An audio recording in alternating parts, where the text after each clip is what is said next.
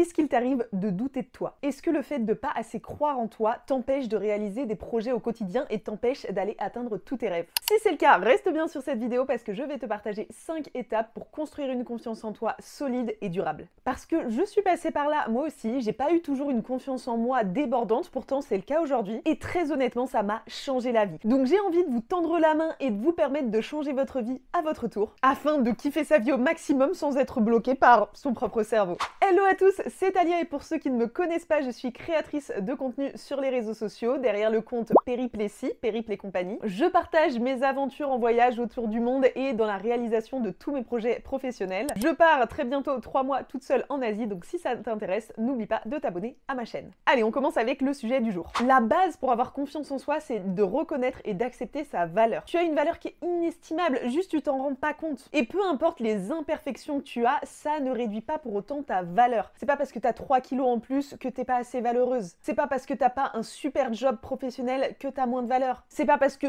tu te trouves moins jolie que tes copines que t'as moins de valeur qu'elles. Que ce soit physiquement ou psychologiquement, encore une fois, ta valeur est inestimable. Il va falloir que tu ouvres les yeux là-dessus. Pour ça, il faut que tu prennes le temps de regarder le chemin parcouru. Pose-toi 1 heure, 2 heures, 3 heures, autant de temps que tu veux avec une petite musique douce en fond et prends le temps soit juste d'imaginer, soit d'écrire tous les moments dans ta vie où t'as cru que t'étais nul, que t'allais pas y arriver et que pourtant t'as réussi. Parce qu'on est tous passés par des épreuves au cours de notre vie, plus ou moins dures, plus ou moins importantes, mais on a tous eu des obstacles à franchir, on les a franchis, on est encore en vie, et à l'époque ça nous semblait peut-être insurmontable, et pourtant nous voilà. Sauf qu'on a tellement l'habitude de se focaliser sur le négatif et pas sur le positif, qu'une fois qu'on a passé l'obstacle, hop c'est passé, c'est fait, on s'en débarrasse. Bah non, ne nous en débarrassons pas, prenons en compte la victoire qu'on a eue grâce à cet obstacle, et retenons cette victoire, notons-la sur notre petit papier. Et que ce soit des épreuves physiques, familiales, professionnelles, personnelles, peu importe, ça vaut pour tous les plans. Moi, si je te parle de moi, ma première longue relation, j'ai cru que c'était l'amour de ma vie, c'était mon pilier, comme je manquais de confiance en moi, ça s'est étalé sur plusieurs années. Le jour où j'ai perdu cette personne, j'ai cru que je valais plus rien,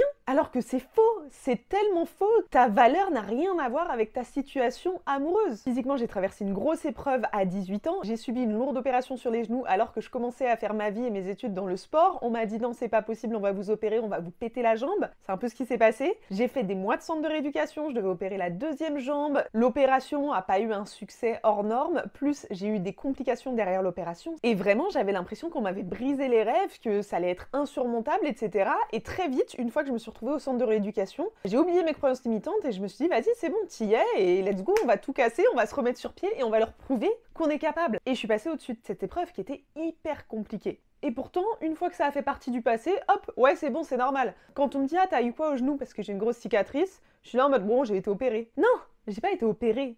J'ai traversé une épreuve physique peut-être une des plus difficiles de ma vie et ça prouve que tout ce que je traverse aujourd'hui c'est du pipi de chat parce que il y a des années de ça, j'ai cru qu'on allait me briser physiquement et psychologiquement et pourtant j'ai réussi à me relever et à avancer et à construire tellement de belles choses par la suite. Donc à toi maintenant d'écrire la liste de toutes tes réussites passées. Il n'y a pas de petites réussites, il n'y a pas de grosses réussites, mais je suis certaine qu'il y a eu des moments où tu étais au bout du rouleau, où tu as pleuré toutes les larmes de ton corps, où tu voyais pas ton avenir, et où finalement, quelques jours, quelques semaines, quelques mois après, ça a été mieux parce que tu as réussi à t'accrocher à de nouvelles choses, à trouver de nouveaux projets, etc. Fais la liste de toutes les épreuves qui te semblaient insurmontables sur le moment, que tu as réussi à surmonter et dont tu es fier. Parce que oui, dans un premier temps, la confiance en soi, elle passe par là. On a tous un chemin et si tu as avancé sur son chemin, tu dois en être fier et tu dois le reconnaître. Une fois que tu as pris conscience du chemin parcouru et que tu as jeté un petit coup d'œil en arrière en te disant bon, finalement j'ai quand même réussi des trucs dans ma vie, il va être temps de changer ton discours intérieur. La façon dont tu te parles à toi-même, c'est hyper important et tu dois arrêter de te traiter comme de la merde. On est les pires avec nous-mêmes. Des fois, moi je me surprends à me dire des trucs où je me dis mais jamais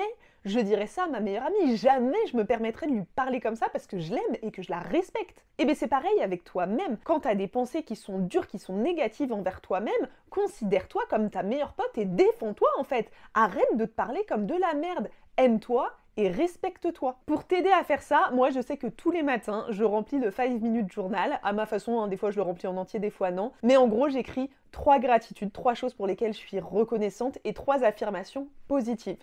Donc 3 choses sur lesquelles je suis reconnaissante au quotidien pour me montrer que ouais, j'ai de la chance d'avoir un quotidien comme j'ai aujourd'hui, même si j'aspire à plus, j'ai de la chance d'avoir ce que j'ai et c'est cool, ça donne confiance, j'ai une base solide. Et derrière, j'écris 3 affirmations positives. Peut-être qu'au début, ça va être difficile de te trouver des affirmations positives. Je suis belle, je suis capable d'atteindre mes rêves, je mérite de réussir, etc., etc. Mais à force tous les matins de te dire ça, bah ça va rentrer dans ton cerveau il va se reconditionner et tu vas changer ta manière de penser et la manière dont tu te traites. Ton discours intérieur, il est trop important. Tes croyances sont trop importantes. Tes croyances définissent ton monde. Clairement. Il y a une phrase que j'aime bien qui dit « c'est impossible seulement si tu crois que ça l'est ». Sous-entendu, tout ce que tu penses est vrai. C'est-à-dire que si tu te penses capable et que tu crois en toi pour réussir quelque chose, tu finiras par y arriver. A l'inverse, si tu te sens pas capable et si tu te rabaisses, tu n'y arriveras jamais. Parce que tu manques de confiance en toi et de confiance en la vie. Donc hop hop hop, on change son petit discours intérieur, on est son supporter numéro 1 et je veux t'entendre crier tous les matins devant ton miroir en mode « Ouh, je suis la meilleure, je vais tout déchirer !»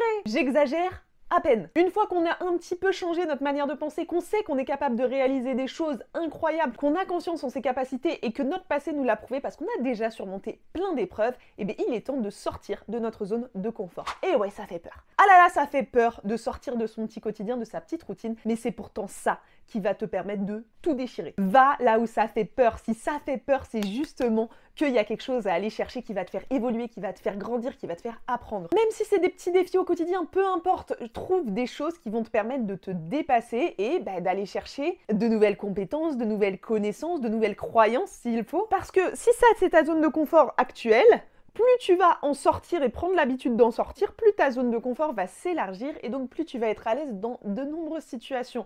Et quand tu prends l'habitude d'être à l'aise dans de nombreuses situations, bah t'as beaucoup plus confiance en toi en fait. Je me rappelle d'un truc que j'ai répété à tout le monde, à tout va, à moi, à mes potes, à ma famille, à mes collègues, à tout le monde. Lorsque j'ai démissionné de l'éducation nationale pour passer à mon compte et pour monter mon entreprise, je devais faire une transition et partir 2 mois à l'étranger. Finalement, ça s'est transformé en 1 mois toute seule au Japon, mais ça c'est une autre histoire. Et j'arrêtais pas de répéter à qui veut l'entendre, que si j'étais pas capable de me débrouiller toute seule avec mon sac à dos à l'autre bout du monde, j'étais pas capable de monter une entreprise à hauteur de mes ambitions. Quand les gens me disaient mais tu vas partir dans un pays aussi loin, tu parles pas la langue, le Japon, nanana, vraiment j'étais là en mode mais moi je veux être chef d'entreprise et construire un empire, ok? Alors si je suis pas capable de faire ce petit truc là, prendre un petit sac à dos et aller me balader dans le meilleur pays que j'ai jamais visité, mais je suis pas capable de monter mon entreprise. Et donc en me poussant ce défi là, je me suis persuadée que ok meuf, mets ton sac à dos, comporte-toi comme une grande fille et va montrer à tout le monde que t'inquiète, ça va bien se passer.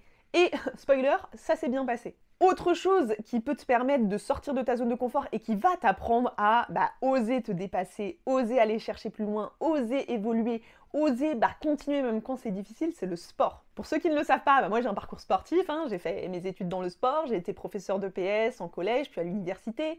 Ensuite, je suis partie, j'ai créé mon auto-entreprise de coaching sportif, je fais des collaborations sur les réseaux sociaux à travers le sport sur mon autre compte. Le sport, c'est ma vie, c'est ma passion, j'adore ça, je peux pas vivre sans faire de sport et j'incite les autres à bouger pour être en meilleure santé et kiffer leur vie, être à l'aise dans leur corps, etc. Le sport, c'est le meilleur moyen pour sortir de ta zone de confort, pour apprendre le dépassement de soi et pour prendre confiance en toi. Peu importe l'activité, il n'y a pas de sport plus ou moins bon qu'un autre. Déjà, tu vas te sentir mieux dans ton corps et dans ta tête parce que les endorphines, la dépense physique, etc., ça fera son effet. Mais au-delà de ça, tu vas construire une meilleure image de toi physiquement parce que peut-être que les petites choses qui te dérangent physiquement vont disparaître. Et au-delà, une fois que tu vas commencer à prendre goût au sport, tu vas chercher à t'améliorer. Je te donne un exemple tout bête, t'as jamais couru de ta vie, t'as envie de courir, peut-être qu'au début tu seras pas capable de courir 3 km sans t'arrêter.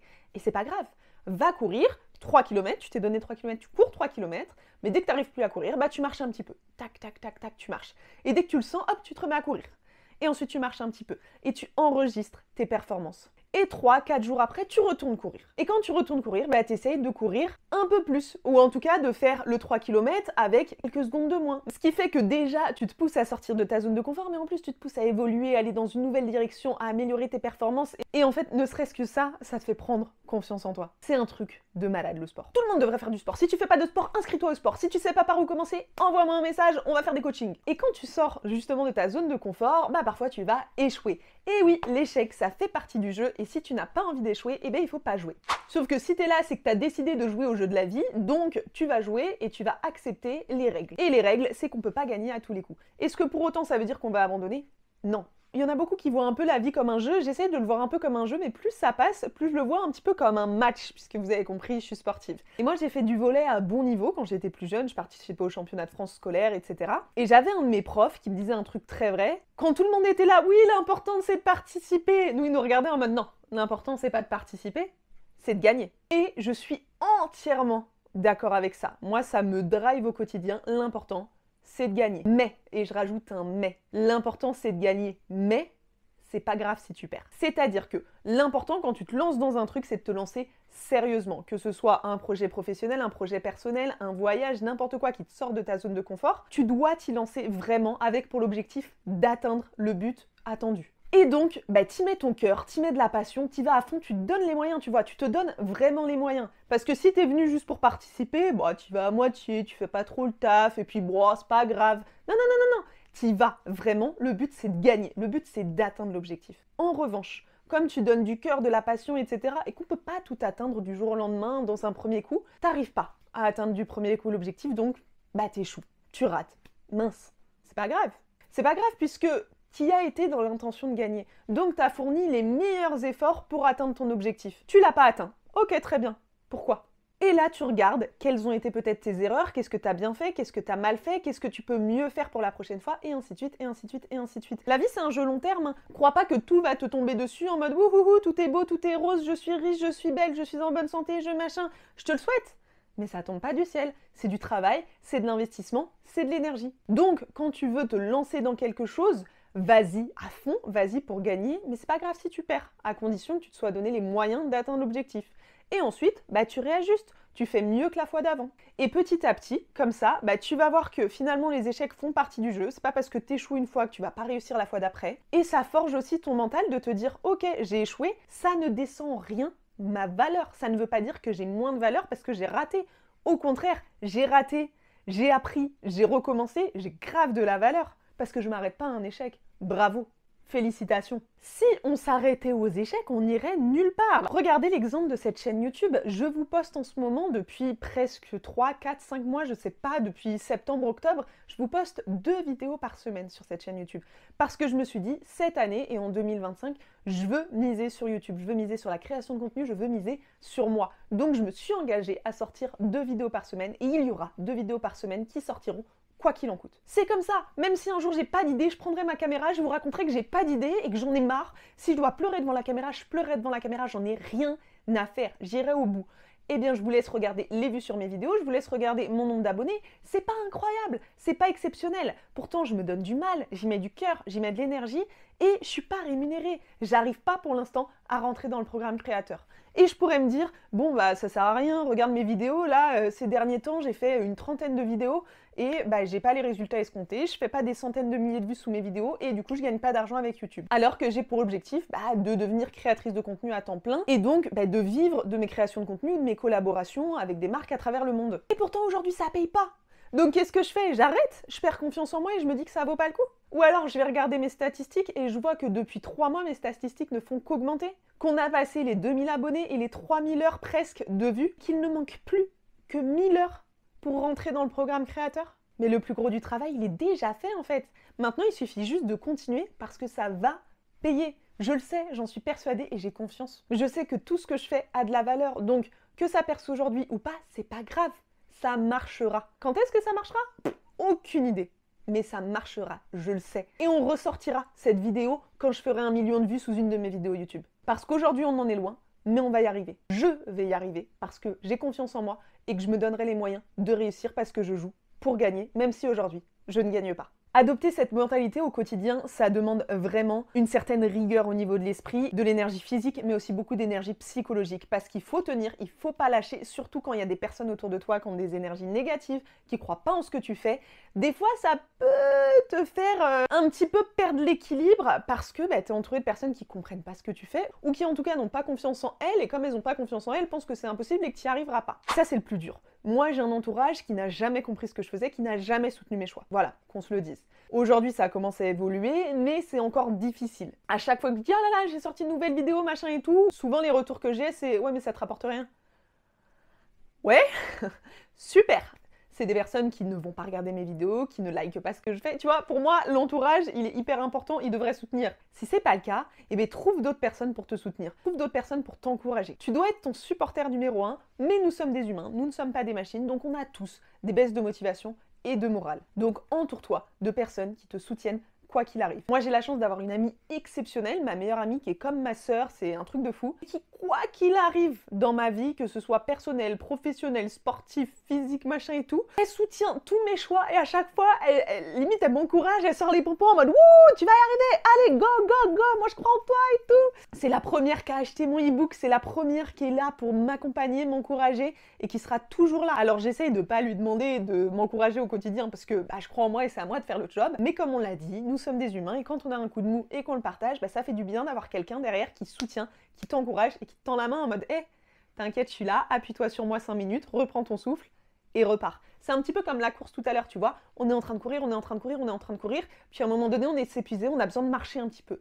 Quand tu as besoin de marcher un petit peu, il faut que tu aies cette personne, au moins une personne, qui te tire par la main et qui te dise viens, je vais t'emmener dans la bonne direction, on continue, on s'arrête pas. Et qui va te permettre de récupérer. Et quand tu as repris ton souffle, eh bien ça repart, tu te remets à courir. Et ainsi de suite. Et si tu n'arrives pas à trouver une personne comme ça dans ton entourage, eh bien abonne-toi à cette chaîne, suis-moi sur les réseaux sociaux, parce que moi c'est ce que j'essaye de vous apporter. C'est de vous tirer par la main et d'être cette personne qui vous dise mais regardez, tout est possible, vous pouvez arriver à faire ce que vous voulez et si vous voulez suivre mon chemin, regardez, je vous montre la voie, suivez-moi. Si tu appliques ces 5 étapes, je t'assure que tu vas voir ta vie se transformer puisque quand tu changes tes croyances, ta manière de te penser et que tu oses avoir confiance en toi et sortir de ta zone de confort, ta vie change du tout au tout et il va se passer énormément de choses dans les semaines, dans les mois, dans l'année à venir. Ça demande du temps, ça demande de la régularité, mais surtout, il faut pas lâcher. Rappelle-toi que tu as tout ce qu'il faut déjà en toi pour réussir tous les projets que tu veux entreprendre, donc commence dès aujourd'hui et on avance ensemble et on va atteindre tous nos projets, ok? Moi je vais atteindre tous mes projets, toi tu vas atteindre tous tes projets et on va se les partager. Je vais m'arrêter là pour aujourd'hui, j'espère que je vous ai pas trop crié dessus dans cette vidéo. Je vous laisse vous abonner, liker cette vidéo, la commenter, me donner du soutien parce que ça fait plaisir de voir que le travail est récompensé, pas financièrement, mais au moins par le fait que je vous inspire à évoluer aussi à votre tour. Je poste une vidéo tous les mercredis, tous les dimanches sur cette chaîne, donc on se retrouve très vite dans la prochaine vidéo. Ciao!